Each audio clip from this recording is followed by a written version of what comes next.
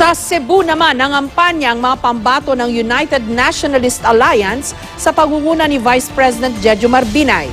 Suportado sila roon ng mga Garcia na kilalang pamilya ng mga politiko sa Cebu.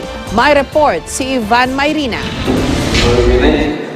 Ang United Nationalist Alliance, si Vice President Jejomar Binay, formal nang nakipagsanib puwersa sa partidong One Cebu na pinamumunuan ng pamilya Garcia.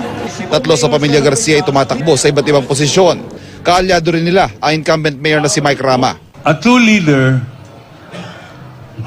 follows his followers. We are supporting him because our supporters want him to be our candidate for president. Sa mahigit 2 milyong rehistradong botante, isang malaking battleground ang lalawigan ng Cebu. Noong 2004, mahigit 1 milyong boto ang nakuha ng nanalong presidente noon na si Gloria Macapagal Arroyo.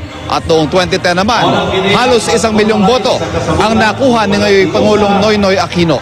Ang pinaglalabanan ng mga boto sa Cebu, 5% ng kabuang 54.3 million registered voters sa buong bansa. Kung ang 2010 elections ang pagbabasehan, hindi baluarte ni Binay ang Cebu, kung saan halos kalahating milyong boto ang inilamang sa kanya ni Mar Rojas. Sa kanyang talumpati, samot-saring pangakong binitiwan ni Binay sa mahigit 1,000 opisyal ng One Cebu, mga proyektong pang-infrastruktura, tax exemption sa mga sumusweldo ng 30,000 at pababa, pagpapalawak ng benepisyo sa 4Ps, mas malaking pondo para sa edukasyon at serbisyong medikal. Here in Cebu, I plan to put up a Malacanang satellite office to take care of your needs personally. Kasama ni Binay ang running mate na si Gringo Honasan at ilang mga kandidato sa pagkasenador. Ivan Mayrina, GMA News.